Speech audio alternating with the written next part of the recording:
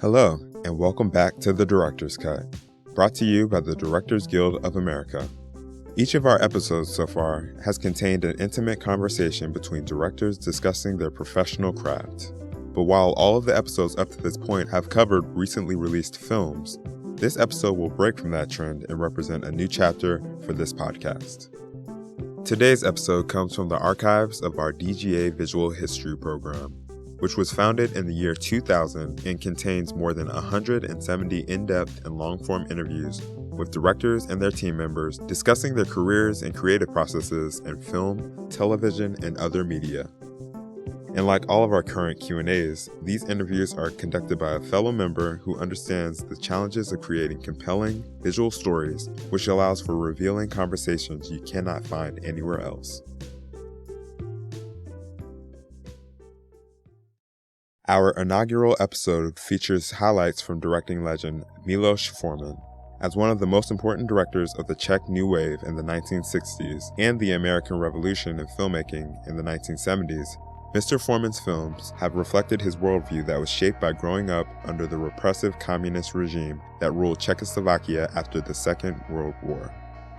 His 1965 feature film, The Fireman's Ball, was on the surface a lighthearted farce about a rural town festival gone comically awry, but also functioned as a bitter satire that mocked the Soviet leadership in his home country.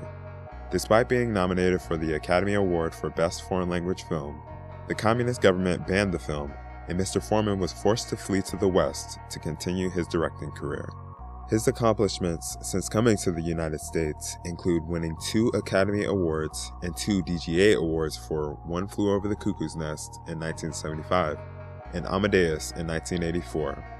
And the DGA honored Mr. Forman with the award for Lifetime Achievement in Feature Film in 2011. Some of his other prominent films include the musical Hair, Taking Off, Man on the Moon, and The People vs. Larry Flint. Please enjoy listening to highlights of the Visual History Program interview with Miloš Forman, conducted by his friend and fellow director, Daniel Algrant. You were born in what? In a little town, not really a little town. I was born February 32 in Čáslav, which is a tiny small town in the middle of then Czechoslovakia, now Czech Republic. Right. Yeah. Right. And what were your memories of those early years? Your first. Well, when it comes to the movies, so the first movie I ever saw was Snow White when I was 5 years old. It was amazing. It was magical. And I was fascinated by that. So you didn't yet know about movie directing? Oh, no, nothing. As a matter of fact, I didn't see any movies until I was 13. Because, the war started. Both my parents were taken in the concentration camps, and nobody would give me money during the war to go and see Nazi propaganda movies. So the next movies I saw was after the war. And what were those? Do you remember? Those were, I remember one was on the square when the day went dark. It was a Russian war movie. It was powerful, especially the surroundings. And then, of course, the liberated country and all the movies from all over the world were coming, and that was, I was going crazy about American silent comedy.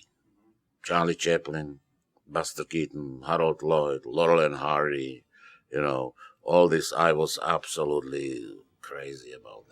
And that was, but you weren't yet, were you already in film school at Prague by then? No. I was 13 years old after the war, right. So then I went through the high school, and then I wanted... Where were you living then? Sorry, where were you living then? You were still... I was living in different cities with different people because my parents were gone, and the first taste, or...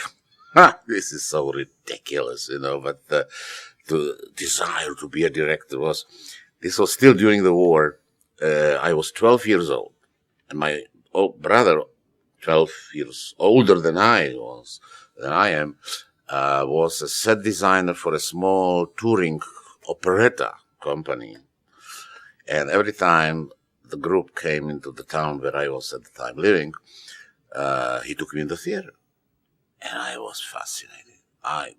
Actors, they were gods for me. And he always took me backstage, in the intermission or after the show. And then I see these gods, I could touch them, I could smell them, the makeups and everything. And suddenly I noticed a man there, and all these gods were very obedient to him. So there is somebody who has a power over my gods. So I asked my brother, who is this man? Oh, he's a director. I want to be a director. I want to have this power, over stage, over actors, over, the entertainment. So, then, thanks to this experience, I applied to the drama school to be a theater director and have this power. I was not accepted, so I applied to a film school. And the only play, which had a still free space for a student, was a screenwriting department. So I entered the film school, and for 4 years I studied screenwriting, and I graduated as a screenwriter. And it was very, very interesting because not that you really learn technically a lot, but when you have a chance to see hundreds of films, to spend nights with your, fellow students, friends, in the pubs talking about movies and like that, and you have professors who can inspire you. So that's the crux. That's the most important thing of school. I experienced that it inspired you. Yeah. Who were the professors there that were inspiring you? That was very interesting because there was after the war, communists took over the country and established this very strong ideological clamp down on everything, censorship and like that. So a lot of great Czech intellectuals, writers, filmmakers, and like that, were not able to work in their professions. They were just kicked out. So they became teachers. So we had the most wonderful brains, intellectually, in the show business, teaching us. They didn't like to teach, but it didn't matter because you admired their work. So they really, you looked in awe at awe, you say. In awe. Yes. Towards them, and that's very inspiring. That's very powerful when you can admire somebody. I heard Milan Kundera was teaching you, maybe. Milan Kundera was, he's only 3 years, I think, older than I am, but he was already my teacher. Wow. And he was wonderful. He was very inspiring. Were you already hanging out with your colleagues then from the school? Like, was Ivan Passer there then? Were those? Yes, we were hanging out very much so. There was no animosity or rivalry because we all knew that we have to stick together. Otherwise, because the dark forces of the communists, desire to control everything, was growing and was still there. So to protect ourselves, we had to stick together, In terms of the way you develop stories and script, you use the same group of people. We worked together, the three of us, on all my 3 or 4, if you want, count the audition films in Prague. Yes. Except for the first one, Black Peter, which was based on Jara Papušek's book. The other 2, Loves of a Blonde and Fireman's Ball, they were original screenplays based on our life experiences. Because, Loves of a Blonde, one day I'm driving. I had a car. In the middle of the night, it was like 2 a.m, and suddenly I see a single girl walking with a suitcase. And, in the middle of the night, when you see a single girl walking, just by the way she's walking, you can guess what's going on. But this girl was walking, like a zombie. So that was intriguing. So I started to talk to her, and I found out that she is from a town, northern Bohemia, where the ratio between men and women is like 1 to 17. 1 man and 17 women. And these girls, of course, were very, anxious to get married or to find somebody, some man. And she met somebody there who gave, and she hoping that she will attach him to herself, slept with him, made love to him. And he gave her his address to visit him in Prague, and she came to Prague to find out that the address doesn't exist. And now she was wandering there. And that's a story. That could be a touching, funny story. And that's how The Loves of a Blonde started. And the next one, Fireman's Ball, was, again, I had an idea to develop, and we started to work, but meanwhile, Yara Paposhek was married, and Ivan had, his own private life, and it was so difficult to concentrate on work in Prague. So we decided to go into the mountains, because the work didn't go well. We were struggling with the script, and so we went to a sort of a resort place in the mountains, and again the work didn't go well, and I see a poster one day that there is a fireman's ball in Vrchlabí, small town in the mountains. So I said, let's take a break and let's go see the fireman's ball. So we went there. It was incredible. Since the next day we couldn't stop talking about anything else but what we saw at the fireman's ball. So that's how, and I started to write a different story, different script, and Fireman's Ball was written. Huh. And what was the response of that film there? That was when the film was finished. It was a funny situation, because in that times, I was told by the projectionist, who is a friend of mine who projected the film in the Prague Castle for the film Communist Big Shots, and he told me that the president and first secretary of the party, Novotny, that he climbed the walls when he saw the film. And in that times it was in the 60s, very popular to ban the film administratively. What they were doing is that they had a film, they saw the film, they didn't like it, so they arranged a screening in some town for normal audience, but they placed their own people among the audience. And somebody after the film went on the stage and said, comrades, we saw this film and I would like to hear your opinions.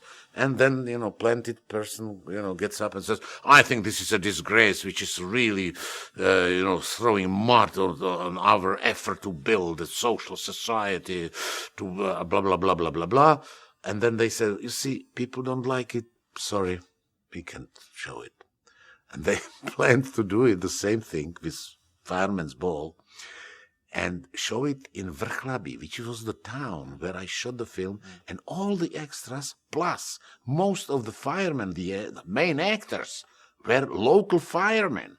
And they thought, oh my God, these people will kill him because he's ridiculing them. He's ridiculing the working class, So they arranged the screening there. They asked me not to go for my own protection, so that I'm not physically attacked, by the mad crowd at the film. So I didn't go there, but I heard what happened. Film ended. So comrades, what do you think? And their planted men got up. I think this is a disgrace. I think this is, the lowest form of art, and I think this is, just shouldn't exist. Blah blah blah blah blah. Because it's not true, our people are not like that. And then one of the firemen who is in the film raised his hand. But I don't know, comrade, I don't know, you say it's not true. It's, Joe, do you remember how this, little outhouse of Frankie was burning and we couldn't get there because the driver was drunk and he overturned the truck. And the people started to applaud because the communist apparatchiks didn't realize that they are showing the film not to firemen, but to actors, to people who see themselves, and their children might see, and their grandchildren, after they are dead, might see them. They were actors. They are creators. So they protected the film, but the government banned it anyway, officially, forever. Did you know how risky it was when you were making that film? When you were designing, when you were writing it, did you? Well, when you are young, you are stupid. You don't realize the risks. You don't, you are just arrogant and think that everything somehow will pass fine and like that. I was aware that, we eliminated from the script anything which could jeopardize the approval of the script before we shoot. Right. Knowing that when I was shooting, I'll shoot what I want. Right. I want to ask a few questions about your transition to coming to the United States. What was it like, and how did it go? I was invited, more or less, by Charlie Bluedhorn, who was the chairman of Gulf and Western, to make a film here in the United States. So I came here, and I started to do what I knew what to do. That means Czech film in America. So we were trying to put together the film I was used to do in Czechoslovakia. Very free-flowing observation of life and quirks in life about certain kind of people.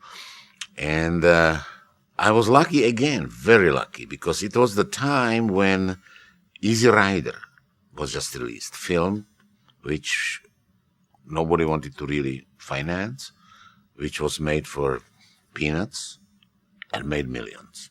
So Universal decided that they will have a division of a film if a director will make it under $1 million, so they will let him to have a free hand on everything. Just, I'll give you $1 million and you'll bring me the film finished.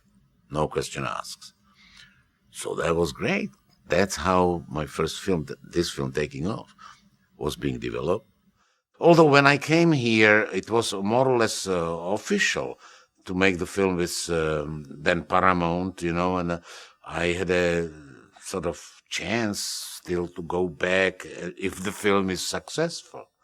Because communists, as much as they publicly declared the Western culture decadent and dying, they loved nothing more than the success in the capitalist world, So I knew that if I had a success, I could go back, But of course, Taking Off was a flop. So I couldn't go, back. I would be, because nothing they hate more than somebody who tries, to represent socialism or communism and flop. That's a shame on them, So that would be very painful. But the guilt really is responsible for my happiness to be here. Because when I did the first Taking Off, I had an H1 visa, but they expire and you have to go, away.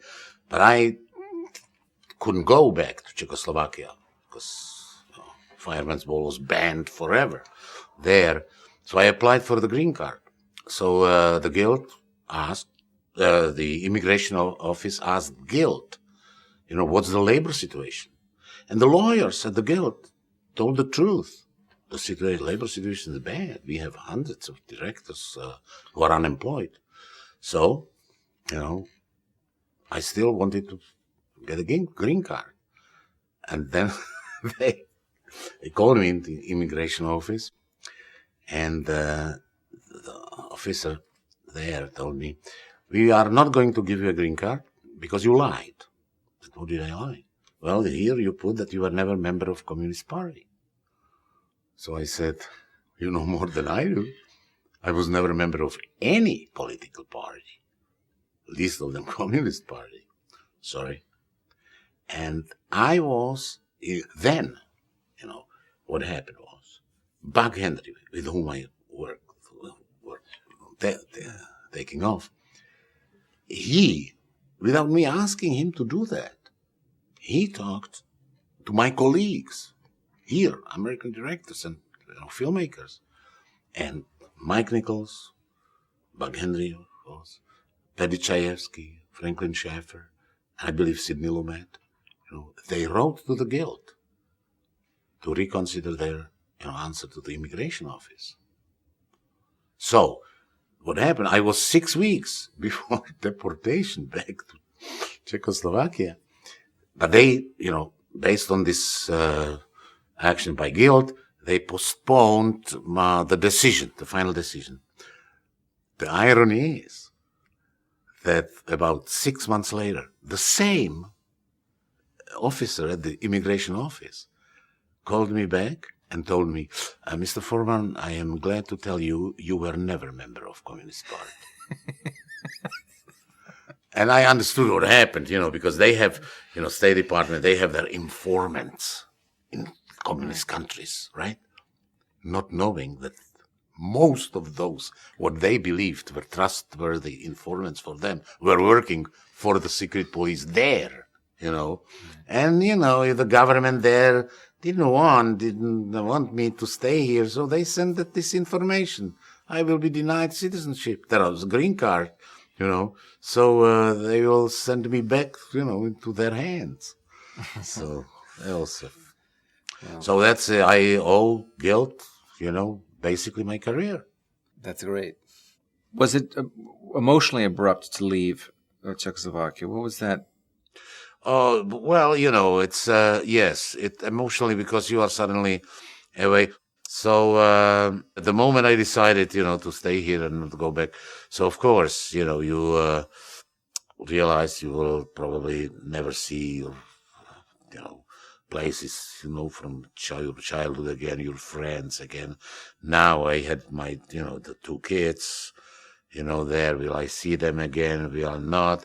But, it's, once you start to work, suddenly, there is some kind of a safety mechanism in your brain which blocks off all these disturbing things, and, you just concentrate on what you have to do. When then you come home in the evenings after working, then you feel a little sad,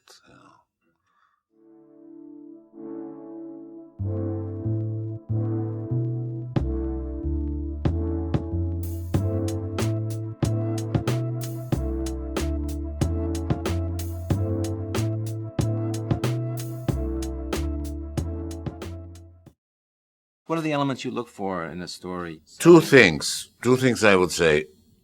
First of all, it has to excite you on both levels, emotional and intellectual. It has to intrigue you. And second thing, there are a lot of, life experiences or literature or plays like that. So the second thing, it has to have a hook, which is sometimes, negligible. It's, or unimportant, should be unimportant. For example, Hair, the hook were songs, tunes. I was just thrilled. My emotional and intellectual, attachment was already there, of course, because emotionally, the feeling of, especially for somebody coming from communist country, where you can't talk about anything important, which doesn't conform with political correctness, is no. And here, this freedom of this piece was just mind-boggling for me. Although, which is a big paradox, because in that times, it's a basically anti-war, anti-Vietnam War piece here. For me, in the times, anybody who fought communists was my hero. So American Army was my hero fighting in Vietnam. But this musical Hair was my hero expressing the freedom that you can talk about these things and you can talk about them freely, So that was the hook. That was the hook, the songs, the tunes, it was not the message. No, not the message, the tunes. Because usually musical have 1, 2, 3 great tunes, and the rest is just a fill. West Side Story, Cats, and Hair. Every single tune is a gem. It's wonderful, And that was for me. Yeah, I want to do this. I don't care. Message. It's all right. I am against the war, although I am for war in Vietnam to beat the communists. But okay, I'll do it. It's Ragtime. The hook was that one scene when this fireman, these rednecks, defecate, put shit on the seat of the car of Coalhouse Walker. And suddenly he's facing the dilemma. To humiliate himself, clean it with his own hands, or to demand that those who did it clean it. This was a hook for me, because this is what I lived in communist societies all the time, where you have to swallow your pride and clean the shit they impose on you, So that was the hook. Cuckoo's Nest, that little hook. I love the book. It was a brilliant piece of literature, far more interesting and intelligent than I read anything else. The hook was the last scene when the Indian takes that big thing, from the bathroom and throws it through the window and runs for the freedom, because these were my dreams and dreams of all young people in communist country, to take that thing and throw it through the barbed wire around the country and go and see the world. So, these hooks are very important. Well, let's move and start talking about pre-production. Once you have the script, the most important thing is casting of the film. That's absolutely crucial. Because you can have a brilliant script. You can be a wonderful director, great cinematographer, wonderful music. But if the audience doesn't believe the people on the screen, all your work is in vain. So casting, because that's what translates for the audience, is all your ideas, all what you were after. So casting is the crucial thing, most important in pre-production. For Cuckoo's Nest, for example, I interviewed for all the parts over 1,000 people. I knew it's interesting because I knew that I want Jack Nicholson, because that whole story is about a man from the world known to us stepping into the world unknown to us, mental institution. So I wanted that the main character will be somebody we can identify with. We know him. He represents me. So that's Jack Nicholson. But I wanted everybody in that mental institution to be unknown face, the world unknown to us. So I am, interviewing over 1,000 people for everybody. Because the small parts, to cast them right, is, in my opinion, as important as casting the main characters. Sometimes even more. Because the main character, he has space of 2 hours to, present himself and the character, the story. But the bit parts, they appear for 30 seconds, 2 minutes, here and there. They don't have that space. So they have to be right on. The audience must not be confused. If somebody appears in the first 20 minutes of the film, then disappears for another 30 minutes and reappears, I want to know immediately. I don't want to be confused because he looks like some other actor and, they are similarly looking and like that. So to cast the small parts is as important as the big parts. So what I do is, first I do interviews. Very brief, 5 minutes for a person. Just the most important of these interviews is physicalities. Person comes in the door, it's the first time I see him or her, and I immediately note, this physicality could be right for this part or this part or this part. And I make a note, Then I talk to them for 5 minutes just to have a little feel of the personality, and like that. Then, this narrows this 1,000 into, let's say, 100. Then I call back those 100 individually for readings. I read with them, 1, 2, 3 scenes from the script. And I do it always myself. It's that, he or she, reads one part, and her partner, I am reading the part. Or if it's he, I read the girl. If it's she, I read the guy. Because it somehow is easier for the actor, because there is not this director sitting outside and looking from outside in a cold blood and judging. I'm not that. I'm here working with the actor. I'm not saying the other lines, So then I see, what kind of understanding the actor and actress has for the content of the scenes, of the character, of the story. That narrows it again. Then I'll do screen tests. And I know that all of these people are capable. All of these people are already, in my opinion, ready to be in the movie. They are good actors for these parts. But I want to see combinations, to orchestrate physicalities, and I want to see what kind of, which actor has a good sort of chemistry going on with the other actor or actress, So screen tests are important from this point of view for me. So then now with rehearsals, you start, do you rehearse? Do you rehearse before? I don't like very much. You don't want to over-rehearse, because that makes things sort of stiff. No, I don't rehearse very much. I do before, when the casting is finished. So I assemble a few week or 2 weeks before we start shooting all the main actors and important smaller parts, just sitting around the table, and we just read through the script, just reading through the script, so that I can hear if, yes, they understand what they are talking about, what they are saying, they understand the lines, they understand the scene, they understand the film, that I have this feeling.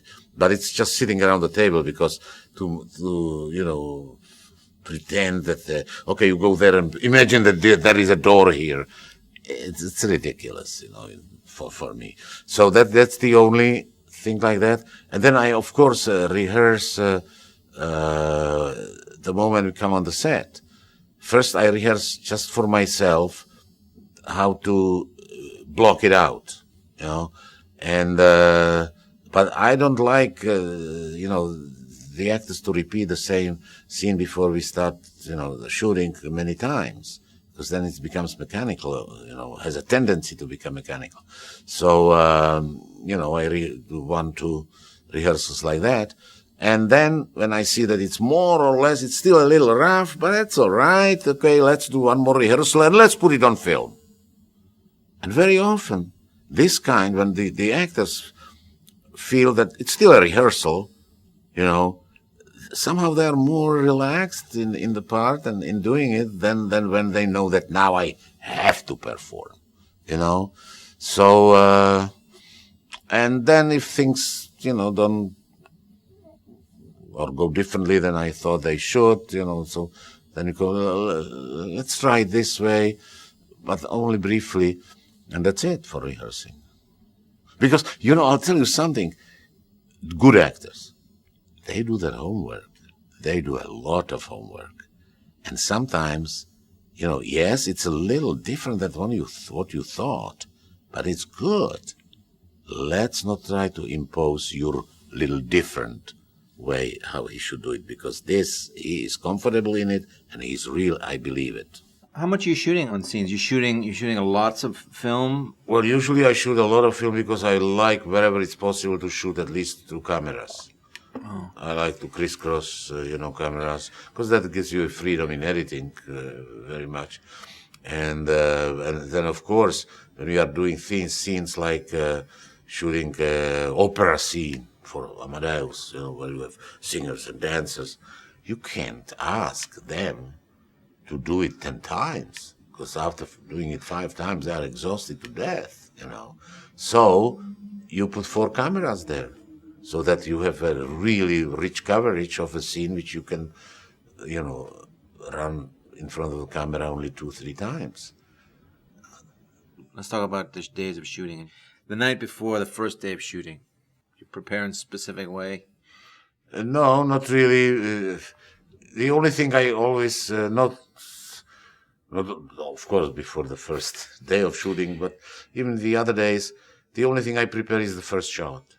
Where do I want the camera for the first shot? Because then you have enough time to, because I don't like, I don't do, I'm not saying that's a good way, what's the better or worst way. I don't like storyboards. I don't like to sit at home and now draw where I want the tree, where I want the car, where I want these people, and like that, and then come either on location or in the studio and now push the things around, especially on location. Yeah, I don't have to cut that tree, which is there, and put another tree here because it's in my storyboard. No, I like to do the other way around, to come with open-minded on the set or on location, and then change and mold, my ideas into the reality which exists there.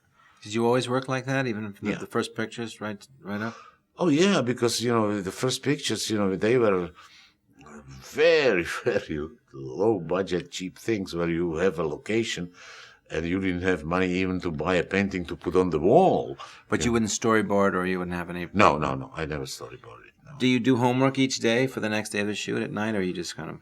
Oh no, I go through the scenes I'm going to shoot the next day. It's just that I refresh my memory because, and that you somehow figure out a little bit, the first few shots, how you want to block them out. And when you get to work, what's your process? When you get to the day of shoot, when you show up at the set, you have a... What is very important for me to help to create a relaxed, nice atmosphere. And I like to make fun of myself in front of other people on the set, because that somehow relaxes them, and I'm not that, tense, provoking, Although, I must admit, probably film set is the last dictatorship in civilized world. What do you say to actors to get performances? Do you have specific words, or do you have? I never try to analyze theoretically and talking, vaguely and about the analysis of the character at this moment. What I do is probably trivial, bad. Some actors don't like it. If I hear, that, no, that's not right how he's doing it, I take the actor aside so that I don't humiliate him in front of other people. And I tell him, listen, do you know how you sound? You sound like this. Why don't you sound like that? I parody him. I exaggerate. What he's doing wrong. And it works. Because sometimes the actor, I know that he understands the part. I understand everything.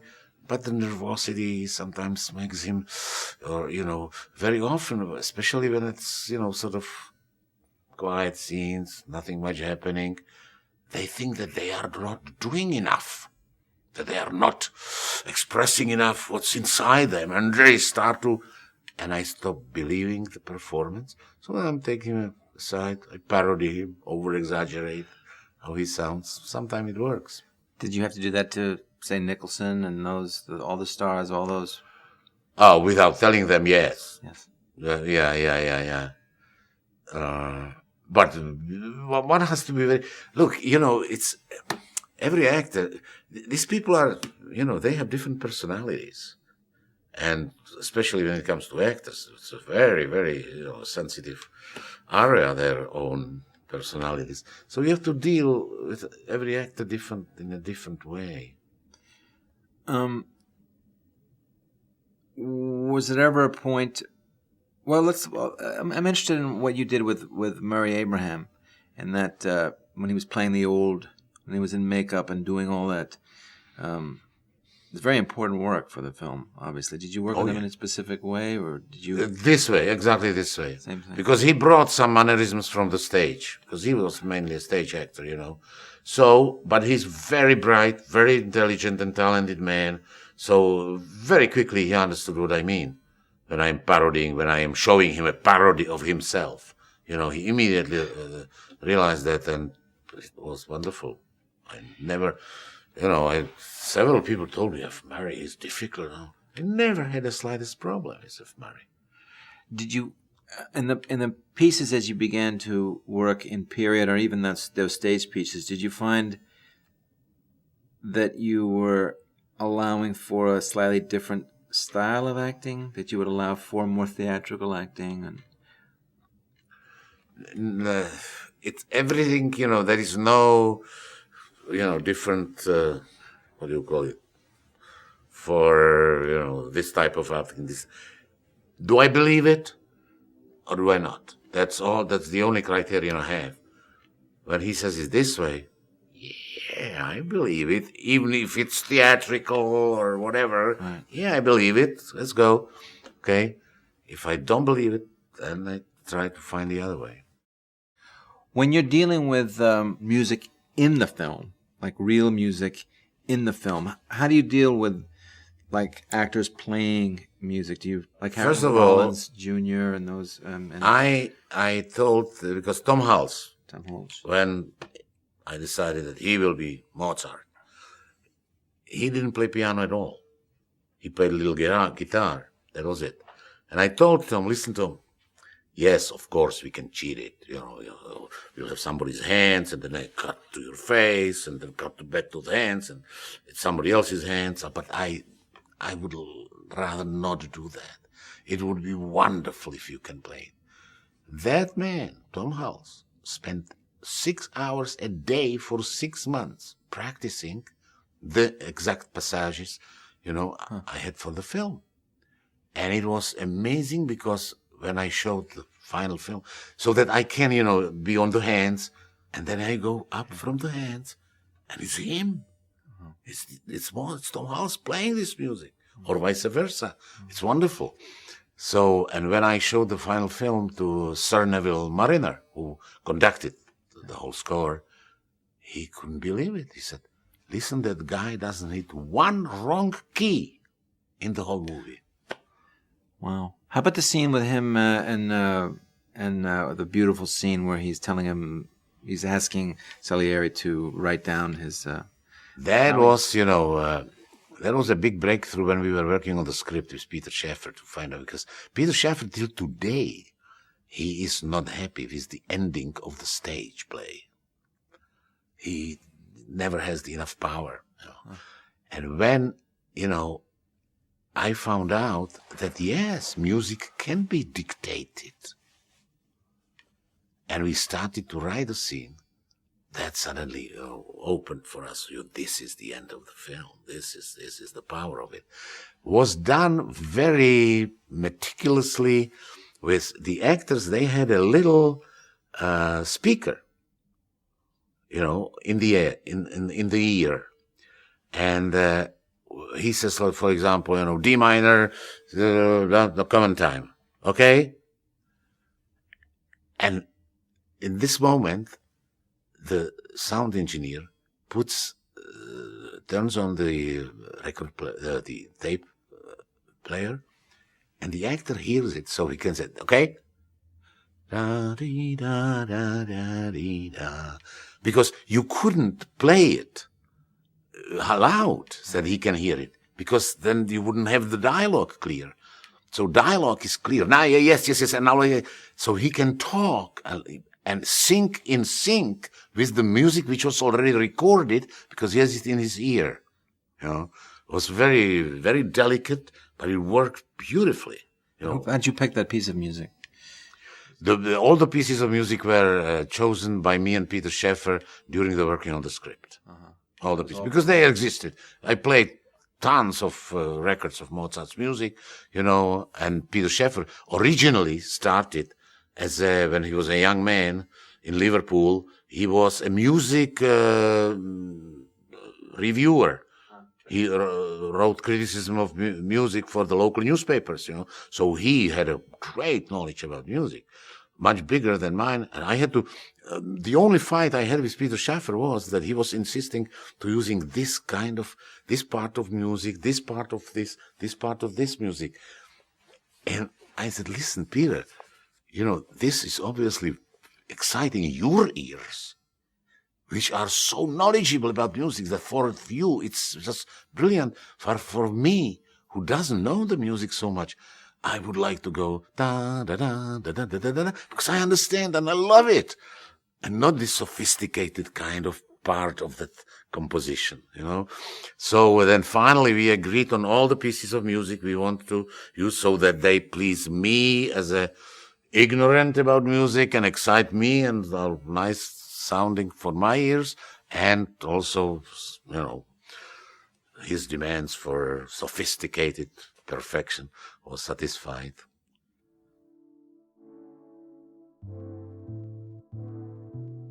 Thank you for listening to highlights of this visual history interview of Miloš Forman. On our website, you can watch the entire interview and hear Mr. Forman discuss the later portion of his career and how he approached making the films Man on the Moon and The People vs. Larry Flint. You can also explore the entire public collection of our visual history program, so check it all out at dga.org/crafts/visual history.